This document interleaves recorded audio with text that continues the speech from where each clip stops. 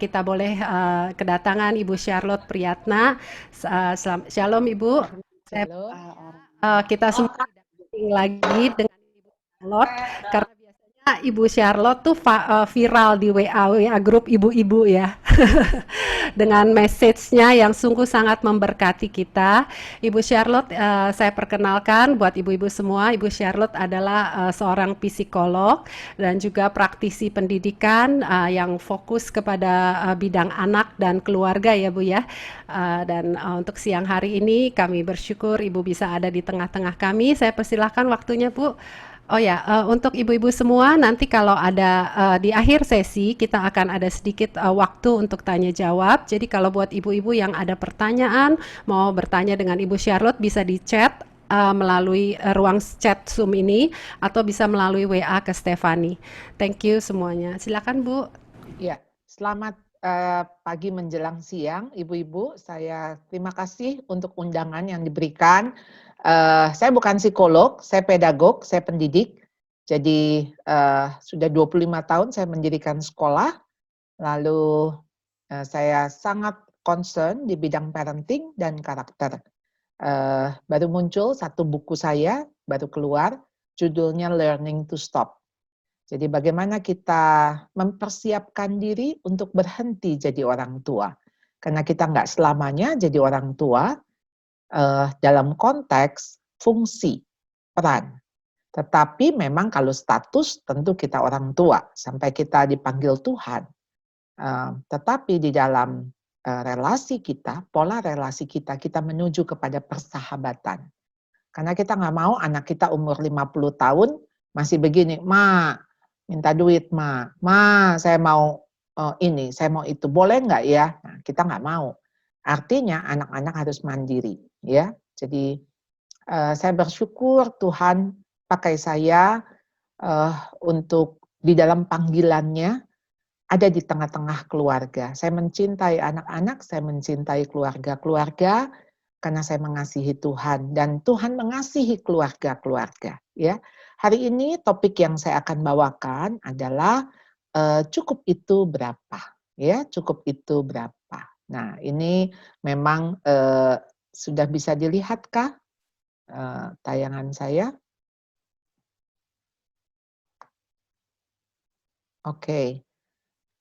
Kita akan sama-sama memikirkan soal cukup itu berapa. Ya, bisa dilihat ya. Saya punya itu bisa oke, ya. Cukup itu berapa? Belajar tentang kepuasan hati. Karena kita nggak tahu seberapa sih cukup itu. Ya, Blaise Pascal mengatakan there is a God-shaped vacuum in the heart of every man which cannot be filled by any creative thing, but only by God, the Creator, made known through Jesus. Di situ ada satu tempat di hati kita yang kosong, ya, yang memang Tuhan ciptakan. Sebetulnya dalam konteks karena kita manusia berdosa, jadi ada kekosongan yang nggak bisa diisi dengan hal-hal yang bersifat ciptaan. Tetapi hanya bisa diisi oleh Sang Pencipta yang kita kenal di dalam Yesus Kristus. Ada kisah, ini cerita dari Perancis ya, jadi ini cerita rakyat. Ada seorang petani yang dia menemukan mata air ajaib. Mata air ini bukan mengeluarkan air, tapi mengeluarkan kepingan emas. Terus keluar, ya baru berhenti mengalir kalau si petani mengatakan cukup. Nah, si petani ini mengisi ember, karung, tempayan, semua dia menggali tanah di gubuknya yang kecil untuk bisa menimbun kepingan emas. Tetapi karena dia tidak bisa mengatakan cukup, si petani ini mati tertimbun emas yang terus mengalir dan mengalir. Tentu saja ini cuma cerita. Tetapi pesan moralnya adalah untuk mengatakan cukup itu sulit. Sulit untuk mengatakan cukup. Bayangin ya, kita kalau makan enak, rasanya kita mau terus, bukan? Berhentinya apa? Pas kekenyangan. kebegahan. Aduh, kekenyangan. Dan itu sebetulnya nggak enak. Nggak enak kan kalau kekenyangan. Jadi sebetulnya sebelum kenyang kita mesti berhenti. Dan kita mengatakan enough, cukup. Emak saya tuh meninggal umurnya 98 tahun, 8 bulan. Aduh, sebentar lagi dia 100 tahun ya, tapi Tuhan udah panggil. Ingatannya tentu saja pikun, tapi secara fisik sangat kuat. Ya memang badannya kecil. Apa yang membuat dia kuat? Karena waktu dia diperiksa dokter umur 80 sekian, dokter bilang, wah bagus sekali. Ya nggak ada sakit darah tinggi, nggak ada diabetes, semua onderdilnya katanya mercy lah, bagus. Apa yang menjadi pola makan si emak? Emak ini makan enak, itu ya segini. Makan nggak enak juga segini. Gitu. Jadi artinya takarannya itu selalu seperti itu.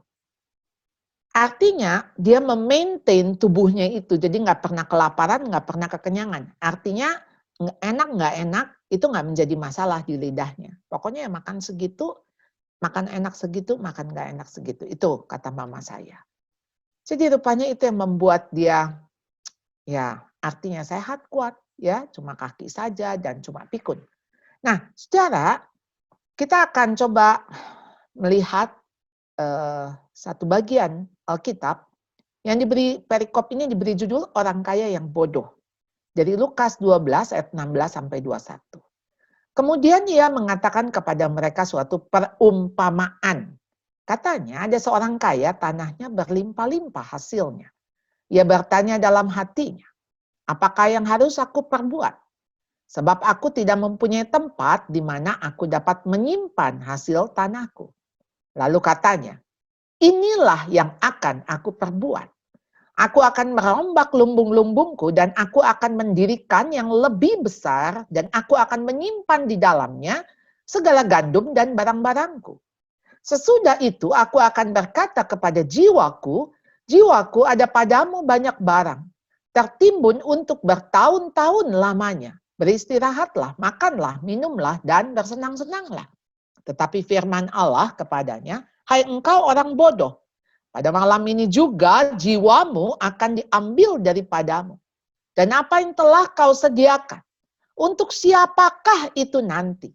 Demikianlah jadinya dengan orang yang mengumpulkan harta bagi dirinya sendiri. Jikalau ia tidak kaya di hadapan Allah.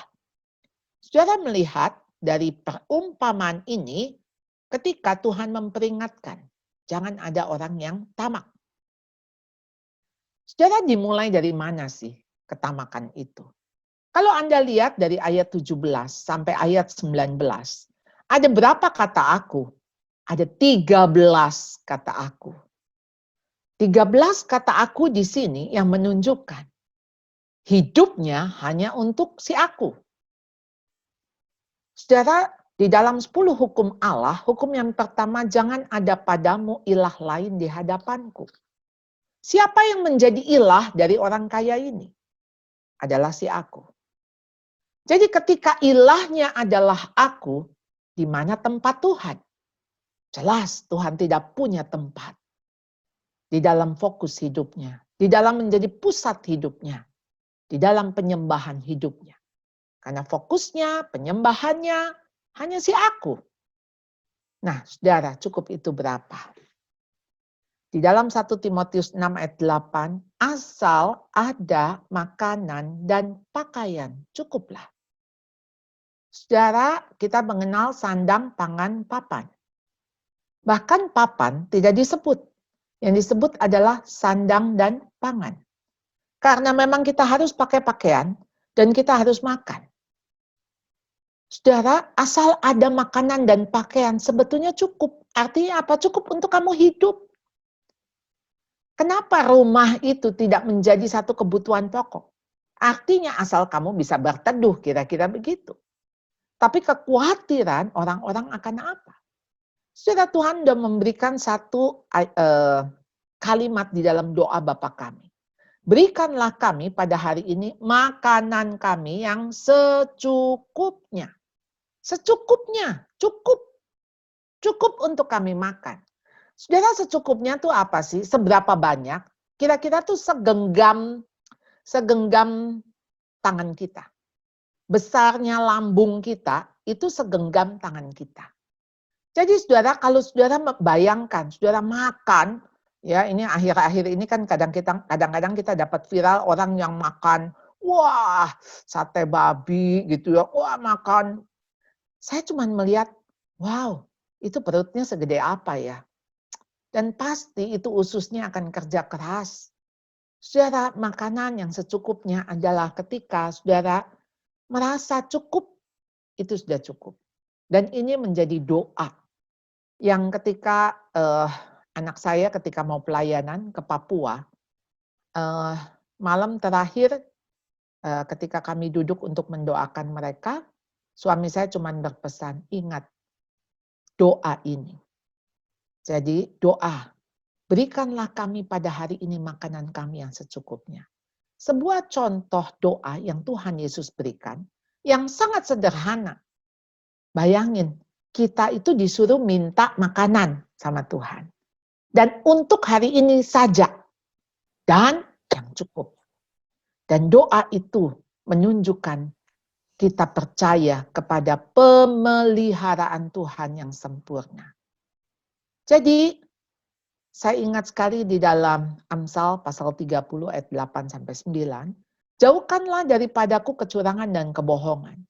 Jangan berikan kepadaku kemiskinan atau kekayaan. Biarkanlah aku menikmati makanan yang menjadi bagianku. But give me only my daily bread. Supaya kalau aku kenyang, aku tidak menyangkalmu dan berkata siapa Tuhan itu. Atau kalau aku miskin, aku mencuri dan mencemarkan nama Allahku. Jadi saudara, inilah cukup. Ya, cukup. Ya. Jadi saudara, Filipi 4 ayat 12. Aku tahu apa itu kekurangan. Dan aku tahu apa itu kelimpahan. Dan I have learned the secret of being content in any and every situation. Saudara, Paulus di dalam penjara. Dia mengatakan, saya tahu apa itu yang namanya kekurangan, kelaparan, tapi saya tahu apa itu kelimpahan. Tapi bukan soal kekurangan, kelimpahan. Karena saya belajar soal kepuasan. Being content in any and every situation. Saudara, apakah kepuasan itu? Ya. Jadi, whether well fed or hungry, whether living in plenty or in want. Artinya itu tidak mempengaruhi hati saya. Karena rahasia daripada puas itu, ketika saya tahu, saya bersama dengan Tuhan. Jadi kenapa saudara di dalam Filipi 4 ayat 13 kita disuruh menyerahkan segala kekhawatiran kita. Segala perkara kita bisa tanggung di dalam Dia. Kita nggak usah takut apa yang namanya kesulitan, apa yang namanya kesusahan. Jadi saudara, inilah rahasianya. Adalah Yesus. Jadi kekhawatiran ketika ia bertanya dalam hatinya, apakah yang harus aku perbuat sebab aku tidak mempunyai tempat di mana aku dapat menyimpan hasil tanahku. Saudara, kekhawatiran saudara, ya, di dalam Matius pasal 6 ayat 25. Therefore I tell you, do not be anxious about your life. Apa yang engkau makan, apa yang engkau minum, apa yang engkau akan pakai. Karena apa? Hidup itu lebih daripada makanan. Dan tubuhmu itu lebih daripada pakaian. Saudara, buat apa saudara kita punya baju yang indah-indah, tetapi kesehatan kita buruk? Buat apa saudara ini kita bisa makan yang enak, tapi sementara kita itu ada di rumah sakit, nggak bisa makan bahkan. Jadi saudara, kalau saudara pikir bagaimana kesehatan, bagaimana hidup itu lebih penting daripada sesuatu yang sifatnya sementara. Food dan clothes itu sesuatu yang sementara, yang tidak abadi. Jadi kita jangan khawatir tentang hidup kita. Jadi berapa sih cukup itu? Berjaga-jagalah dan waspadalah terhadap segala ketamakan. Sebab walaupun seorang berlimpah-limpah hartanya, hidupnya tidaklah tergantung daripada kekayaannya itu. Jadi saudara, kekhawatiran, ya, itu dari mana sumbernya? Yaitu ketamakan. Orang yang merasa nggak cukup, nggak pernah cukup. Dan di sini Tuhan ingatkan, sekalipun kita punya harta berlimpah-limpah, kita nggak bisa bergantung. Saudara coba di ICU. Nah, sekarang ini saudara dengan COVID-19, ya ada orang yang umurnya yang di ICU ada yang 1 minggu udah selesai pulang ke rumah bapak. Pulang tuh cuma 2 macam ya, pulang ke rumah atau pulang ke rumah bapak. Ada teman saya 42 hari di ICU dan dia sehat pulang ke rumahnya, ketemu istri dan anak.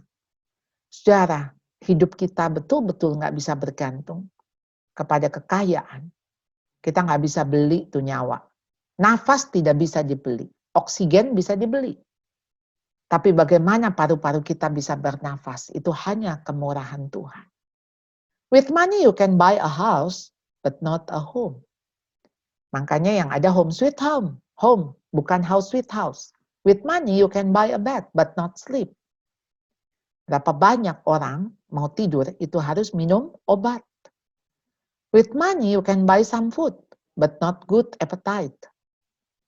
Untuk bisa punya rasa kepingin makan, rasa enak, nggak bisa dibeli. Saudara bisa makan steak, mungkin dengan cucuran air mata. Tapi sementara ada orang makan tahu tempe, tapi dengan tersenyum, dengan wow enak. Saudara, dari mana rasa enak itu? With money you can buy a clock, but not quality time. Bagaimana di dalam waktu yang kita lewatkan, kebersamaan, ya. Jadi waktu itu kita nggak hanya bisa melihat itu sebagai kronos, tapi juga kairos, sebuah kesempatan. Saudara nggak bisa dibeli yang namanya kesempatan. With money you can buy a book, but not knowledge. Ya, apalagi wisdom, nggak bisa dibeli.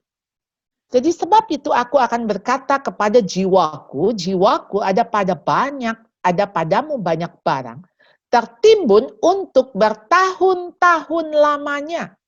Beristirahatlah, makanlah, minumlah, dan bersenang-senanglah. Saudara, harta itu bukan untuk ditimbun. Harta itu untuk dipakai. Dipakai. Saudara, di sini diingatkan, sebetulnya kita nimbun tuh buat siapa? Kalau malam hari ini juga engkau dipanggil Tuhan pulang, buat siapa harta itu? Jadi ketamakan saudara tidak pernah merasa cukup atau puas. Selalu merasa kurang.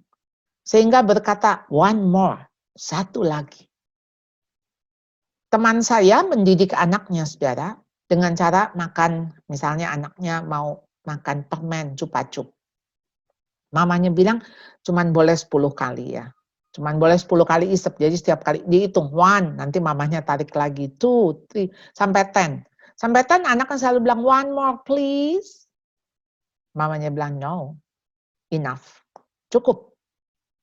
Saudara, kita tuh nggak cukup karena kita, ya satu lagi, ya satu lagi. Kalau kita tamak, kita nggak mungkin bisa berbagi, karena kan kita selalu merasa kurang. Bagaimana kita bisa berbagi? Kita yang ada egois. Dan hati-hati, orang yang menimbun itu bisa kikir. Saudara, kalau orang pelit, itu dia pelit buat orang lain, tapi buat dirinya boros. Tapi kalau orang kikir, itu pelit buat orang lain, pelit buat diri sendiri. Wow, orang seperti ini sih, ya kalau kita bilang, bodoh begitu ya.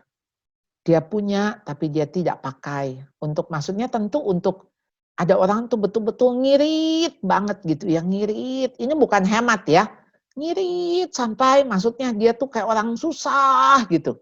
Padahal dia punya uang. Saudara, yang harus ada itu orang hemat.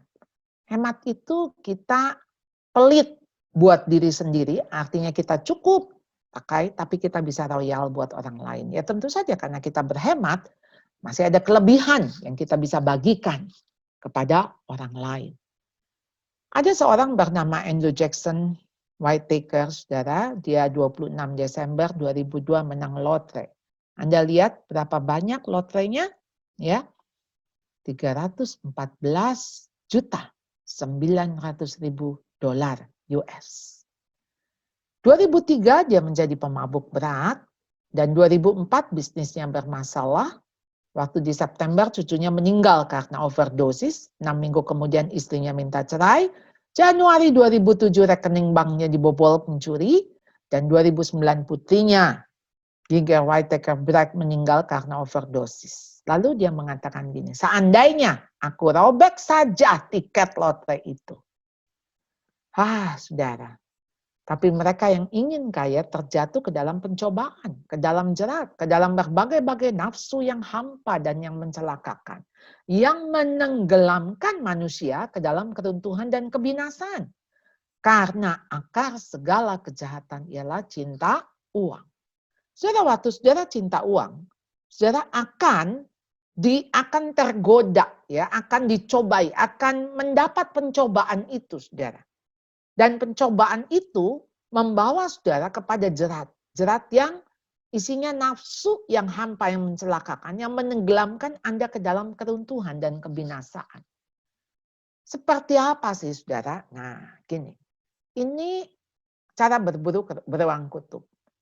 Beruang kutub itu besar sekali. Saudara nggak bisa berburu dengan saudara menembak dan sebagainya. Jadi saudara harus kasih dia cobaan. Ya, cobaan. Cobaannya seperti apa, saudara? Cobaannya adalah ada pisau yang tajam dan kemudian pisau ini, saudara lumuri darah. Ketika saudara lumuri darah, kemudian saudara bawa keluar dan itu menjadi es. Saudara masuk lagi, lumuri lagi, kemudian saudara bawa keluar lagi jadi es. Ya, jadi saudara bayangkan kita makan es krim yang luarnya coklat gitu ya. Jadi es krim yang saudara dicelup coklat. Coklatnya itu akan mengeraskan, ya. Nah itu sama seperti pisau yang dicelup ke darah. Jadi darahnya itu akan mengeras terus seperti itu, saudara, sehingga tebal. Dan saudara, pisau yang dilumuri dengan darah yang sudah beku itu ditaruh di depan. Nah inilah sebagai cobaan beruang kutub. Beruang kutub akan mendekati karena aduh bau apa ya, harum begini ya. Kok bau anyir gitu ya. Dan dia mulai mendekati pisau itu. Dia mulai menjilat. Dia jilat itu, saudara, dan tanpa terasa ketika dia jilat sampai habis lidahnya mengenai tajamnya pisau itu. Dan mulai menggores. Lidahnya keluar darah. Semakin keluar darahnya dia tidak berasa kalau itu darah dari dirinya. Dan dia tambah menyirat, wah ini enak ya, darah segar. Dia makin jilat lagi, dan darahnya terus keluar dan sampai akhirnya dia mati. Dan ini caranya orang-orang berburu beruang kutub. Saudara, itu sama, saudara. Ketika kita dijerat, dipikat oleh nafsu yang hampa. Jadi saudara, keep your lives free from the love of money. And be content with what you have. Because God has said, never leave I leave you, never will I forsake you. Saudara, ayolah kita puas dengan apa yang kita punya. Ketidakpuasan membuat orang kaya menjadi miskin. Karena dia merasa jadi nggak punya, kurang terus. Tetapi kepuasan membuat orang miskin menjadi kaya. Makanya bagaimana janda 2 peser itu bisa memberi seluruh nafkahnya. Dia bisa memberi di dalam kekurangannya. Karena ada hati yang puas. Jadi saudara, yang ketiga, how much is enough? Yeah, we have brought nothing into the world and we can take nothing out of it. Ke dalam dunia kita nggak bawa apa-apa, nanti kita keluar juga nggak bawa apa-apa. Itu yang Ayub ingatkan. Aku lahir, aku telanjang. Aku mati, aku telanjang. Jadi kita hidup di dunia ini di antara 2 ketelanjangan. Dan tetap di dalam Lukas yang tadi kita baca, tetapi firman Allah berkata kepadanya, hai engkau orang bodoh, pada malam ini juga jiwamu akan diambil daripadamu dan apa yang telah kau sediakan. Untuk siapakah itu nanti? Saudara tahu nggak kematian itu ada di depan kita. Jadi ketika di Matius 6 mengatakan, kekhawatiranmu tuh nggak menambah sehasta hidup kamu. Saudara, sehasta itu 45 cm. 45 cm, saudara kebayang nggak penggaris? Coba saudara ambil penggaris 50 cm ya, itu kira-kira sehasta tuh 45 cm. Jadi sehasta itu persis kayak di hadapan Anda. Anda khawatir, Anda nggak menambah sehasta hidup Anda. Maksudnya panjangnya hidup gitu ya. Kalau itu ditambahin 45 cm, nggak nambah. Yang ada apa saudara? Kematian itu anytime. Ada di hadapan kita. Jadi saudara, ayo kita hidup itu untuk apa? Untuk siapa? Bagi siapa? Kita ingat lagu, hidup ini adalah kesempatan. Ya, bila saatnya nanti ku tak berdaya lagi, hidup ini sudah jadi berkat. Saudara, bila tidak ada kesempatan lagi. Oleh karena itu kenapa saudara? Now, the time is now. Waktu ini adalah kesempatan. Jangan lewatkan saudara. Kemarin sudah lewat. Yang di depan itu belum tentu ada. Jadi yang ada itu now. Ayo gunakan. Jangan tunggu-tunggu saudara. Jadi saudara, kita ingat di dalam kisah ketika Tuhan memberikan talenta.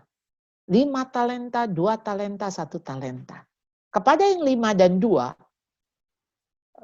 pujian Tuhan sama. Ketika mereka mengembalikan 5 jadi 10, 2 jadi 4. Tuhan nggak puji nominalnya.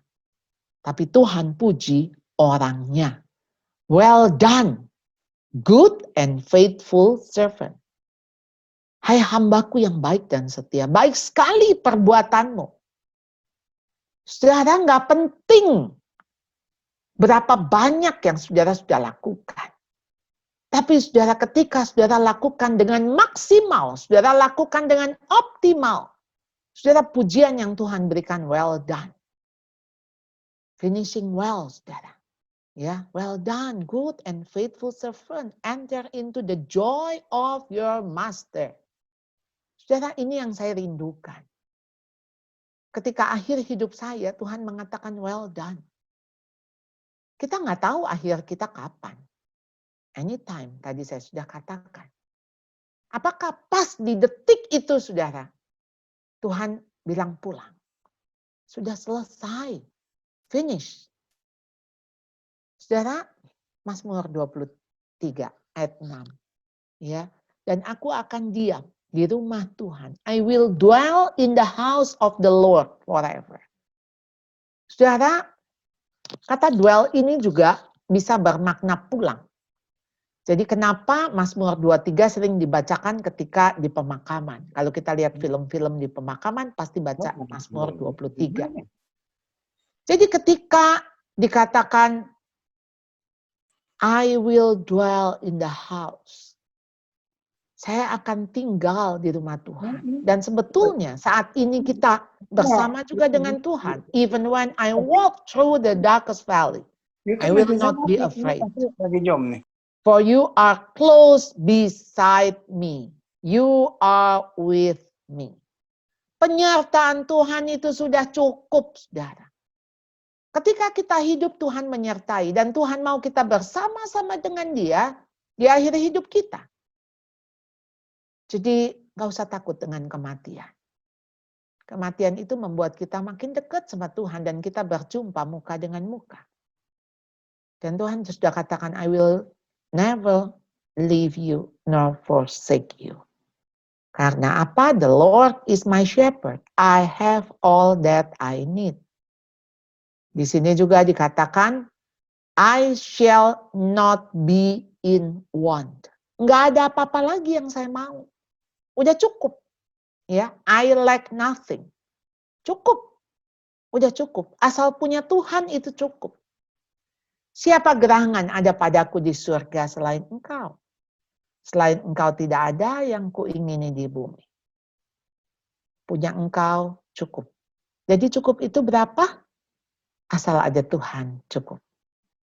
Terima kasih, kita akan masuk ke dalam tanya jawab. Thank you Ibu Charlotte. Ibu-ibu ada yang mau bertanya bisa ketik di kolom chat untuk Ibu Charlotte akan menjawab pertanyaan. Ada pertanyaan yang masuk, ya. Bagaimana kita sebagai orang tua berperan atau merespon ketika anak kita yang masih kecil sering bermain dengan anak yang sangat dominan dan suka memerintahnya? Oke, ya, kita mau topik apa, pertanyaannya bisa apa saja ya. Jadi it's okay. Jadi gimana ya ketika anak kita yang masih kecil main sama temennya yang dominan dan suka memerintah? Ini kalau saya. Kalau anak kita nggak merasa diperintah, nggak merasa didominasi, it's okay. Artinya si anak ini tahu bagaimana dia menempatkan diri. Punya teman itu macam-macam. Ada teman-teman yang dominan. Dan ini latihan bagi dia. Dia belajar rendah hati. Dia belajar untuk ibaratnya jadi bawahan. Karena satu hari kita itu punya otoritas. Entah kita bekerja, entah kita apapun, kita punya otoritas. Sebetulnya otoritas kita adalah Tuhan. Itu yang paling ultimate kita. Jadi nggak apa-apa punya teman yang dominan, asal dia nggak merasa tertekan. Punya teman yang suka merintah-merintah, nggak apa-apa asal dia dengan sukacita melakukannya. It's okay dengan kondisi dia. Tetapi kalau dia nggak oke, jadi artinya kita melihat dia juga punya kepemimpinan yang besar. Ini biasanya dominan sama dominan nggak bisa ketemu. Jadi kalau dia sampai tertekan, ya sudah. Artinya kita nggak nyuruh dia untuk menguasai teman yang dominan. Masih banyak teman lain kok. Jadi nggak ada masalah. Cuman jangan sampai anak nggak masalah, kita yang masalah. Jadi kita itu sedang menanggung sakit hatinya anak, padahal si anak nggak sakit hati. Mungkin karena kita nggak suka melihat anak itu perintah-perintah anak kita. Emang apaan anak gue diperintah-perintah gitu ya. Jadi menurut saya setiap relasi yang anak-anak lakukan, jalani, itu bagian dia latihan untuk suatu hari nanti dia masuk ke dalam lingkup sosial yang lebih besar. Di dalam sosial yang lebih besar diperlukan social skill. Ngadepin orang tipe A dia bisa, tipe B bisa, tipe C bisa. Wow, kalau orang itu bisa begitu, dia lentur banget. Saya sih yakin banget ya, orang itu tuh bisa jadi pemimpin, bisa jadi, karena a good follower, a good leader is a good follower. Jadi memang ketika dia belajar saat ini menjadi, belajar di dalam followership-nya, nanti dia bisa menjadi leader. Gitu ya, leadership-nya juga oke. Jadi don't worry. Ya. Oke. Ada lagi yang mau, boleh tanya apa saja yang saya bisa jawab, saya jawab.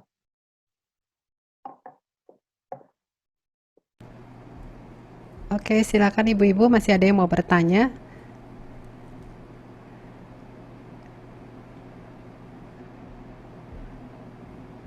Sebetulnya serial khotbah cukup saya itu nggak cukup sampai di situ tadinya. Jadi panjang, tapi saya pikir saya kasih kesempatan buat kita diskusi. Karena di masa-masa seperti ini saya tahu kondisi ekonomi pasti mungkin sebagian kita dipengaruhi. Saya mendengar keluhan teman dan saya di sekolah, jadi banyak orang tua murid yang saat ini sulit sekali untuk bisa membayar uang sekolah dan sebagainya. Tetapi ketika misalnya kita tanya, nggak bisa bayar uang sekolah, ini pada beberapa case, tapi masih bisa makan di restoran. Nah itu ketika kita nggak tahu mana prioritas gitu ya. Jadi sebetulnya ketika ditanya, ya nggak bisa bayar gitu, udah nggak punya apa-apa lagi, ya rumah masih punya, mobil masih punya gitu ya, pekerjaan masih punya. Sebenarnya sumbernya di mana sih kepuasan itu adalah di syukur. Hati kita yang bersyukur. Kalau saudara bangun pagi, saudara masih bisa melek, saudara masih bisa bernafas, saudara mata saudara nggak menjadi buram, saudara masih bisa rasa fit. Wow, saudara syukur itu yang akan membuat saudara puas. Kalau saudara puas, sebaliknya saudara juga jadi mudah bersyukur untuk apapun juga. Jadi itu semacam satu link gitu ya. Jadi syukur dan puas itu. Nah, jadi masalah puas itu adanya di hati. Jadi kalau kita puas, saudara, kita nggak akan lagi bersungut-sungut. Nggak akan lagi kita juga jadi menimbang-nimbang. Apa yang memang kita harus lakukan, kita lakukan. Tentu saja ada wisdom di dalamnya, pasti ada. Karena ketika Tuhan menyertai kita, Tuhan memberikan kita hikmat. Hikmat itu datangnya dari atas, dari Tuhan. Jadi yang musuh daripada puas, yaitu tadi, kekhawatiran, ketamakan, dan saudara, takut mati. Itu tuh. Ya, padahal kematian itu membuat kita sebetulnya kita jadi tinggal bersama-sama dengan Tuhan selamanya, ya.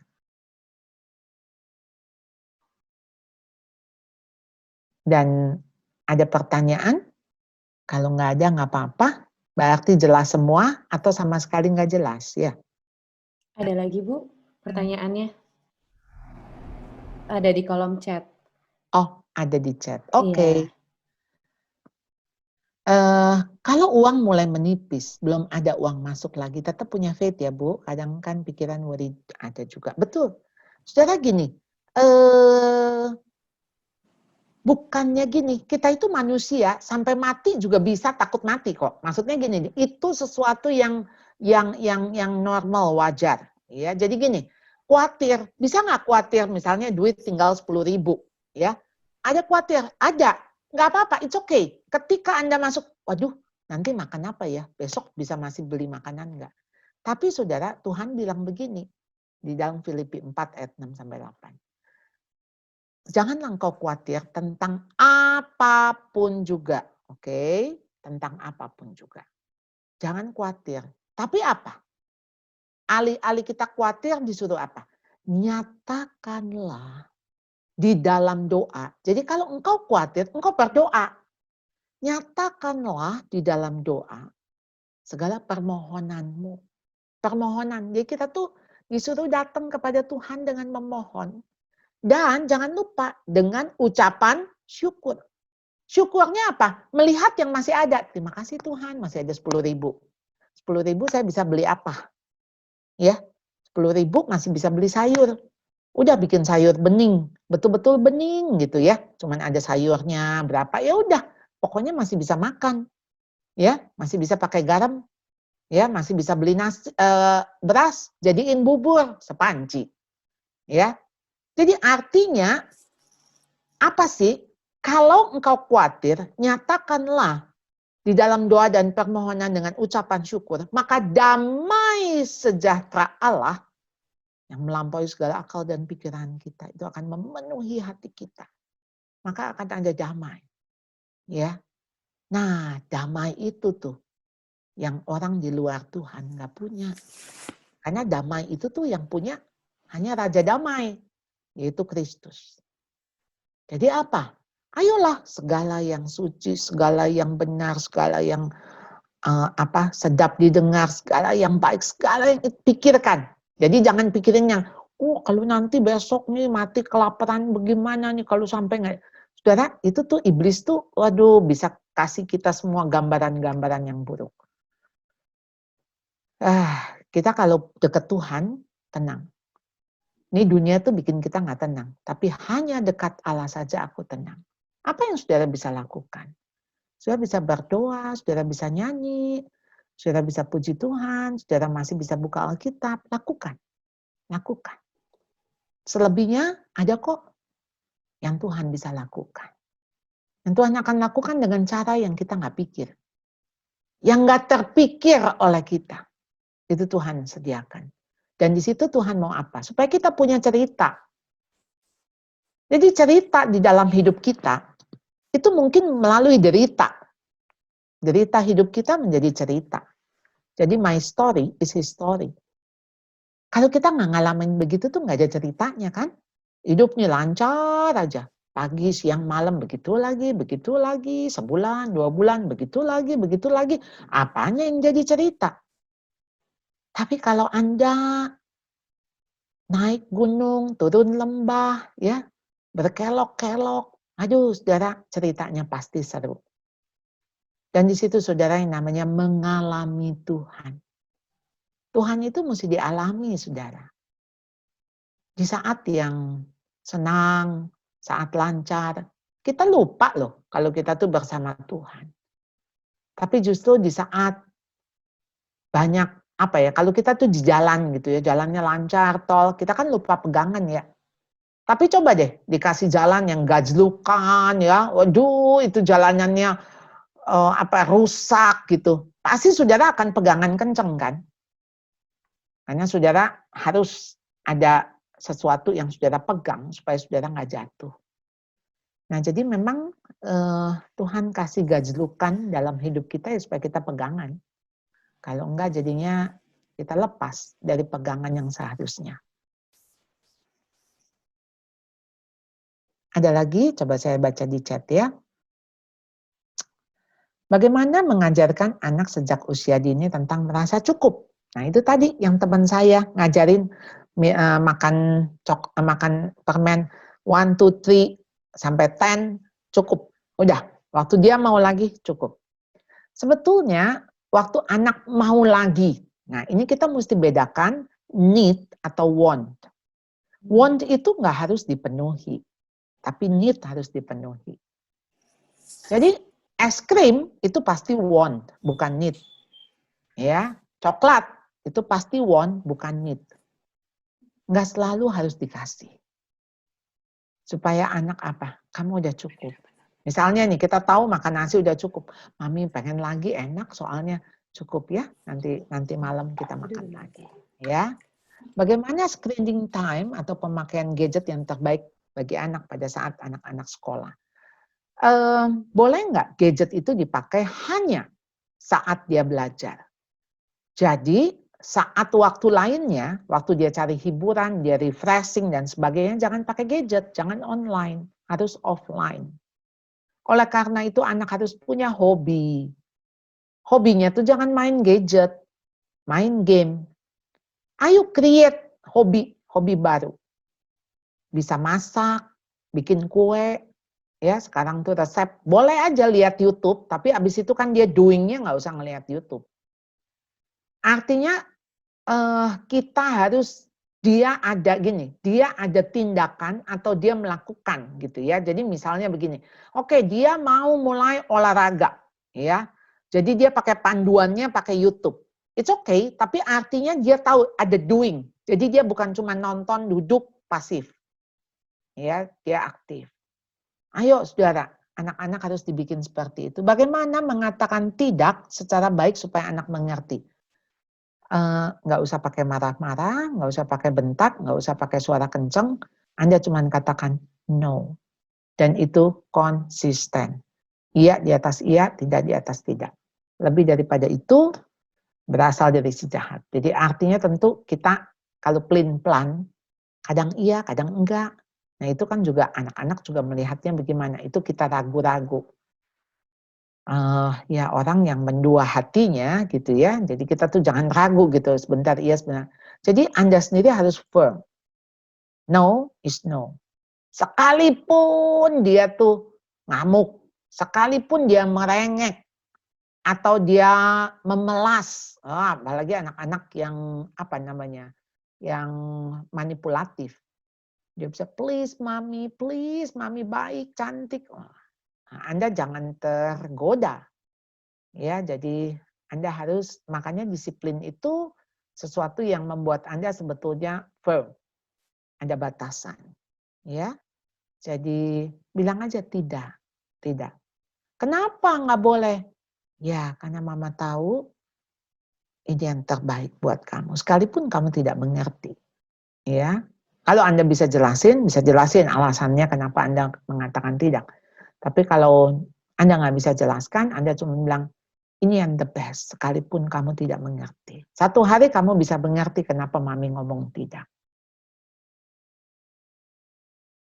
Itu kira-kira bagaimana mengatasi anak usia dini yang sedang dalam season mudah tantrum. Ada anak-anak yang strong-willed, yang memang kalau sudah mau. Dan cara mengamuk, itu cara yang dianggap paling efektif. Oleh karena itu Anda nggak boleh terprovok ya oleh tantrumnya. Kalau Anda terprovok, lebih baik Anda masuk kamar, Anda hindari, Anda minum air 2 galon, pokoknya Anda nggak boleh ikut ngamuk. Anak ngamuk, Anda ngamuk, jadi siapa mempengaruhi siapa. Jadi anak ngamuk, Anda mesti tenang.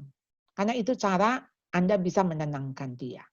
Lalu ketika dia ngamuk, Anda jangan tinggalkan dia. Anda tetap ada di sekitar dia, tapi jangan tinggalkan. Karena dia sebetulnya lagi marah juga sama dirinya, marah dengan keadaan, marah terhadap situasi yang membuat dia nggak oke. Anda tetap ada di situ, ya, Anda kasih dia space waktu untuk ngamuk. Nanti lama-lama mereda. Jadi Anda kasih dia waktu. Kalau udah reda, Anda panggil dia. Jadi Anda coba ajak ngomong, sebetulnya anak strong will itu dengan dibujuk. Jadi anak strong will nggak bisa keras dikerasin. Batu ketemu batu mental. Jadi batu tuh mesti ketemunya sama kapas. Nah, jadi ketika Anda ngadepin anak tantrum, kasih taunya bukan waktu dia tantrum, waktu dia selesai tantrum. Jadi bilang, kalau kamu baik-baik ngomong, malah mami kasih. Tapi kalau kamu ngamuk, mami justru nggak kasih. Jadi jangan kasih hadiah saat anak bertindak negatif. Saat anak berlaku negatif yang Anda nggak mau, justru Anda kasih hadiah. Maksudnya artinya kasih apa yang dia inginkan. Jadi jangan. Ya. Di masa pandemi ini sangat memberi dampak yang cukup besar dalam hubungan sosial anak, terutama jika anak tunggal. Apakah orang tua bisa dikatakan cukup sebagai pengganti teman di mana social distancing ini? Yes. Ini situasi yang memang semua tidak ideal. Jadi artinya di tengah-tengah yang tidak ideal, asal ada orang tua yang mendampingi, saya pikir itu cukup. Tentu saja dia bisa one on one dengan teman. Jadi kita bukakan, kita cari temannya, bisa. Dan sebetulnya yang kita takut dari anak tunggal adalah egois. Jadi ajak dia membuat proyek. Setiap hari siapa orang yang harus dia perhatikan. Siapa yang harus dia sapa. Dia menulis surat kepada seseorang, dia kirim misalnya. Atau dia message teks di email atau apapun bisa dikirim, bikin apa. Atau kirim pakai Gojek. Pokoknya bagaimana dia bisa peduli dengan orang lain. Anda nggak usah takut. Itu social skill-nya pasti terasah. Ya. Jadi masalah berteman itu bukan soal orang, tetapi soal seberapa diri saya bisa berikan buat orang lain. Bagaimana kita sebagai orang tua berperan menghadapi teenagers yang sudah asik dengan dunianya sendiri. Yes. Kalau dia sudah asik dengan dunianya, sebetulnya itu tanda-tanda dia loneliness. Dia kesepian. Itu sebagai bentuk pelariannya. Jadi saya tahu banyak remaja yang sebetulnya dia kepingin juga kok ngobrol dengan Anda. Cuma kalau ngobrol sama orang tua, nggak asik. Karena ini orang tua isinya cuma nasihat, kemudian ya ceramah, nanti ya kalau begini ya, jangan begini ya, larangan, perintah. Wah, pasti boring banget. Ayo dong, anak-anak itu, anak remaja tuh kepengen gini, kan dia tuh lagi, wah itu masa remaja kata masa yang terindah gitu ya. Tapi buat anak-anak remaja kan lagi labil. Ya kira-kira ikutin deh swingnya dia. Dia gila ya kita ikut gila dikit. Supaya nyambung, maksudnya supaya nyambung ya.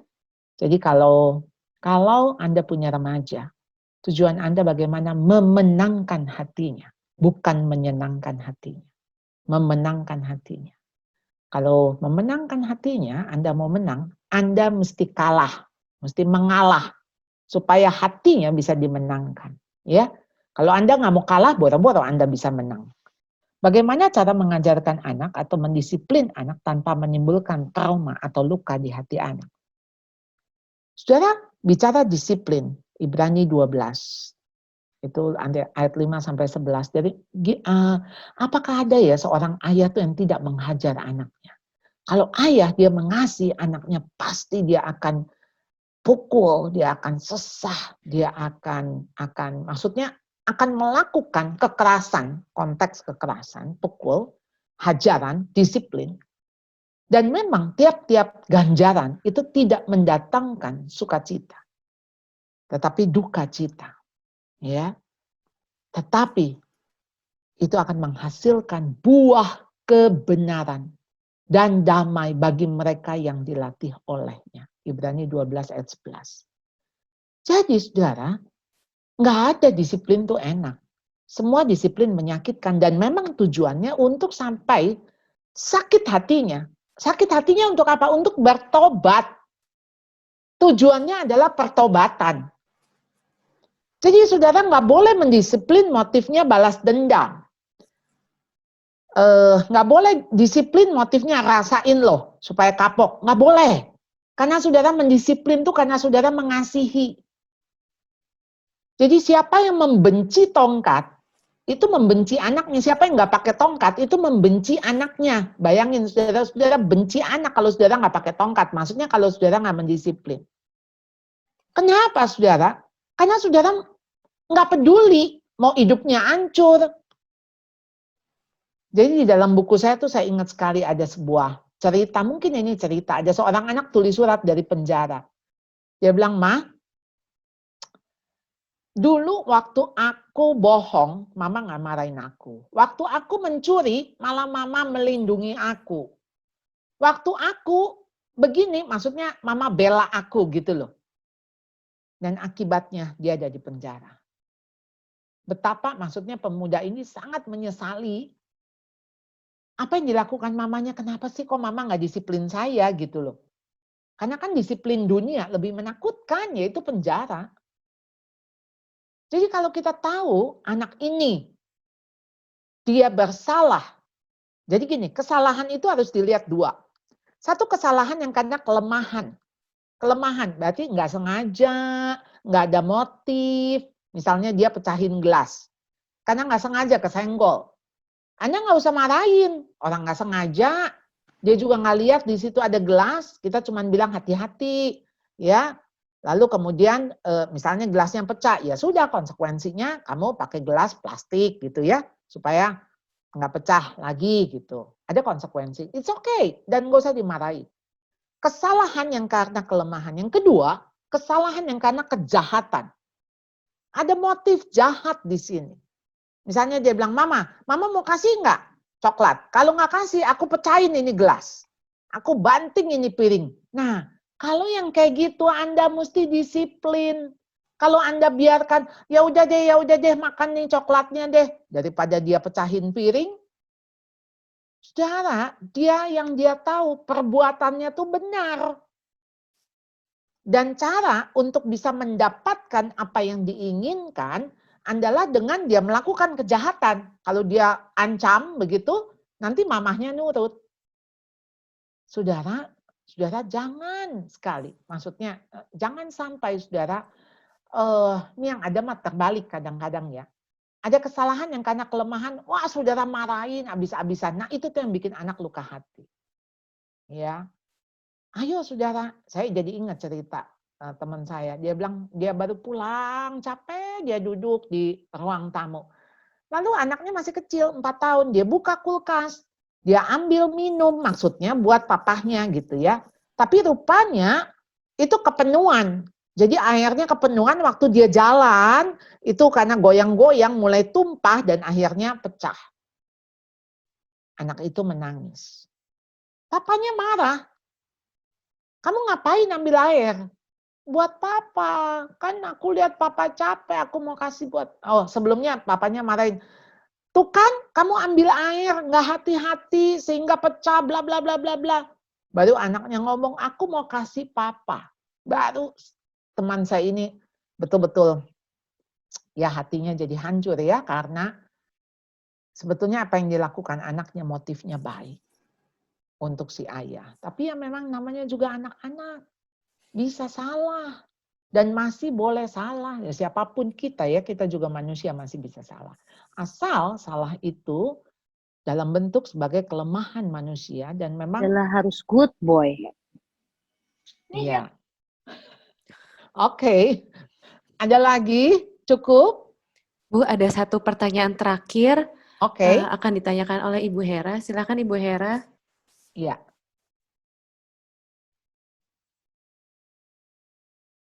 Bu Hera di-unmute. Di-unmute, Bu. Iya. Ya, Bu Pendeta, saya boleh bertanya. Saya kan punya cucu. Jadi cucu saya yang perempuan sama yang laki bisa bertanya, Grandma, what happened ya? Yesus kok disalib gitu loh. Itu kan Tuhan. Jawaban apa yang harus saya jawab biar mereka mengerti? Karena dia tahu kan itu Tuhan, Allah, Bapa, Roh Kudus. Jadi kalau saya bilangin, jadi dia bingung kan, kok ada 3 gitu loh. Jadi satu. Kenapa Yesus disalib gitu? Sedangkan Grandma tuh devosinya ke Yesus gitu. Namanya cucu, dia bertanya. Saya harus memberi jawaban yang seperti apa? Saya bilang nanti ya, Grandma tanya dulu, make sure for you. Soalnya cucu saya sudah besar, sudah SMA dan SMP gitu. Oh, oke. Oke. Kenapa Tuhan Yesus disalib? Kenapa dia dipaku, Grandma gitu loh? Iya. Mestinya kita yang disalib. Harusnya kita. Kita harus bilang jawab ke mereka gitu ya. Karena harusnya kita, itu tempatnya kita. Karena kita berdosa. Coba, kamu nih, apalagi anak SMP, SMA. Karena dia sering ke gereja, jadi dia tahu gitu, dia bertanya deh pulangnya. Grandma, what happened ya? Kok Yesus disalib gitu? Saya cuma bilang gini, Yesus disalib itu buat nebus dosa kita. Tapi kan sejauh mana dia belum mengerti dosa itu, what's the meaning of dosa sih gitu. Iya. Nah, jadi sebetulnya meaning daripada dosa itu adalah ketika gini, ketika kita panah ya, mesti sampai ke titik sasaran yang tepat. Itu cuma beda 1 mili aja itu udah nggak nyampe kan? Nggak nyampe sasaran kan, dibilang fail dong, karena harus tepat di titik itu. Nah, dosa itu kayak gitu, ya. Dosa itu kalau kita melihat, kita kan kadang-kadang melihat hidup kita udah cukup baik, ya. Saya nggak jahatin orang, saya nggak mencuri, saya nggak ini, saya nggak itu, gitu kan, ya. Nah, ketika saya nggak ini, nggak itu, nggak ini, nggak itu, yang kamu anggap berbuat, sebetulnya sekarang kamu ini lagi menomorsatukan Tuhan enggak? Tuhan itu nomor 1, Tuhan itu pusat hidup kamu. Jadi pusat enggak? Yang kamu terus pikirin dia ada di hati kamu. Kamu tanya enggak? Kamu melakukan ini Tuhan senang enggak? Nah sekarang kita diskusi, karena anaknya udah SMP, SMA. Ada enggak keinginan kamu tuh? Keinginan, kamu kesel, kamu marah, kamu males, ya. Sebetulnya itu hal-hal sederhana aja dalam hidup kita sehari-hari. Nah kalau dia bilang, iya tapi kan aku malas buat diriku. Nah, mulai masuk ini memang bisa menjadi diskusi yang panjang lebar tentang dosa. Jadi dosa itu adalah ketika mengeraskan hati. Ketika kamu merasa, ya untuk diri saya, ya Ya udah, yang penting kan saya enak, yang penting kan ini, nanti juga kalau nggak naik kelas, saya kok yang nggak naik kelas. Nah, kenapa? Dosa itu tuh pusatnya di aku. Nah, ceritalah mulai dari Hawa. Kenapa Hawa berdosa? Kok dia bisa ketika dibilang Tuhan, jangan makan buah, pada hari itu engkau juga akan mati. Itu suara Tuhan. Kenapa waktu iblis ngomong, nggak apa-apa kok, enggak, kamu mah nggak bakal mati. Kenapa dia lebih percaya sama iblis? Dan kenapa dia ikutin suara iblis? Kenapa dia taatnya sama iblis? Kenapa? Karena dia punya hati. Nah ini balik lagi. Hawa itu mau memberontak. Hawa itu dia mau seperti Allah. Nggak mau diatur. Jadi dikasih batasan, cuman satu pohon yang nggak boleh dimakan. Kenapa ya dia jadi penasaran gitu loh. Pengen makan buah itu. Padahal kan pohon yang lain masih banyak. Tapi manusia pada dasarnya memberontak. Nah itu yang saya tadi bilang, kesalahan itu. Yang satu karena kelemahan dan yang satu karena kejahatan. Karena ada motif pemberontakan. Nah ketika manusia memberontak, memberontaknya itu terhadap Allah. Karena makanya kenapa thy will not my will, jadilah kehendakmu bukan jadilah kehendakmu bukan kehendakku. Ya karena ketaatan itu kita tahu memang gak gampang. Dan dosa manusia jatuh karena dosa ketidaktaatan. Seperti itu ya. Nanti saya Iya. jelasin, Coba jelasin dia seperti Iya, itu. baik Bu Hera. Ya, Iya. makasih. Iya. Oke, thank you Ibu Charlotte. Mari kita akhiri tutup dalam doa ya, Bu. Hanya Engkau dalam hidupku, tiada yang lain bagianku. Engkau Tuhan, perlindunganku, Allah yang setia besertaku. Hanya Engkau dalam hidupku, tiada yang lain bagianku. Engkau Tuhan, perlindunganku, Allah yang setia besertaku. Sekalipun bumi habis lenyap, Kau Allah tetap bagiku. Sekalipun jiwa ragaku lemah, Kau kekuatanku, ya Allah. Sekalipun bumi habis lenyap, Kau Allah tetap bagiku. Sekalipun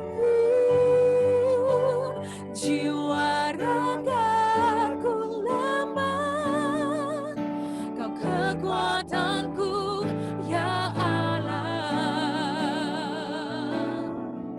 Kau kekuatanku, ya Allah. Yesus, Kau kekuatanku, ya Allah. Terima kasih Tuhan. Saya serahkan kepada Ibu Evelyn untuk doa berkat. Terima kasih Tuhan Yesus untuk firman-Mu buat setiap kami Tuhan Yesus. Terima kasih Bapa kalau Kau mengajar setiap kami untuk kami boleh memiliki rasa cukup Tuhan di dalam setiap kami Tuhan Yesus, untuk kami boleh belajar bersyukur Tuhan dengan segala apa yang ada di dalam kehidupan kami. Terima kasih Tuhan Yesus, biar Tuhan itu menjadi kekuatan kami untuk berjalan di dalam hari-hari ke depan Tuhan, melakukan apa yang menjadi tuntunan-Mu Tuhan, untuk kami terus Tuhan mengandalkan Engkau, berserah hanya kepadamu Tuhan, dan berharap hanya kepadamu Tuhan Yesus, dan biar Tuhan Engkau sungguh Tuhan menjadi satu-satunya Tuhan dan Raja dalam hidup kami Tuhan Yesus. Tidak ada yang lain Tuhan selain Engkau Tuhan, maka kami percaya Tuhan, kami Tuhan akan aman Tuhan bersama dengan Engkau Tuhan Yesus. Kami Tuhan akan terus Tuhan ada dalam rencana dan kehendak-Mu Tuhan, dan kami terus Tuhan akan dapat Tuhan melakukan apa yang menjadi Tuhan bagian kami Tuhan, seturut dengan Tuhan kehendak-Mu Tuhan. Terima kasih Bapa, terima kasih buat siang hari ini, terima kasih buat Ibu Charlotte Tuhan. Kau berkati terus Tuhan hamba-Mu ini Tuhan, di dalam setiap apa yang Kau percayakan dalam kehidupannya Tuhan. Di masa-masa ini Tuhan, Engkau terus menyertai, Engkau terus mengurapi dan memberkati Tuhan, sehingga terus Ibu Charlotte Tuhan boleh menjadi berkat bagi banyak orang Tuhan. Berkati terus Tuhan, sehingga boleh menjadi alat-Mu Tuhan, yang membawa Tuhan kemuliaan bagi nama-Mu. Berkati Tuhan seisi rumah tangganya, mereka terus Tuhan, suami, anak-anak semua aman dalam perlindungan-Mu Tuhan. Keluar masuk mereka ada dalam pemeliharaan dan penyertaan-Mu yang sempurna. Terima kasih Tuhan, berkati juga setiap wanita-wanita-Mu yang hadir siang hari ini. Tuhan, Engkau juga menyertai dan memberkati. Tutup bungkus dengan kuasa darah-Mu kami dan seisi rumah tangga kami juga terus semua aman dalam perlindungan-Mu. Terima kasih Tuhan Yesus untuk ibadah siang hari ini, dan sebelum kami selesai Tuhan, kami mau terima berkat yang daripadamu. Mari angkat kedua tangan kita untuk terima berkat yang dari Tuhan. Terimalah berkat kasih karunia yang berlimpah-limpah dari Allah Bapa dan di dalam anaknya yang tunggal, Tuhan Yesus Kristus, serta persekutuan yang manis dengan Roh Kudus, menyertai kita semua mulai hari ini sampai Tuhan Yesus menjemput kita semua di awan-awan yang permai dan sampai selama-lamanya. Mari woman of love yang percaya dan diberkati Tuhan, katakan amin. Terima kasih semuanya, Tuhan beserta kita semua. Amin. Terima kasih. Terima kasih. Thank you, Bu Terima kasih. Charlotte, Bu Thank you. Evelyn. Terima Thank you semuanya. kasih. Terima kasih.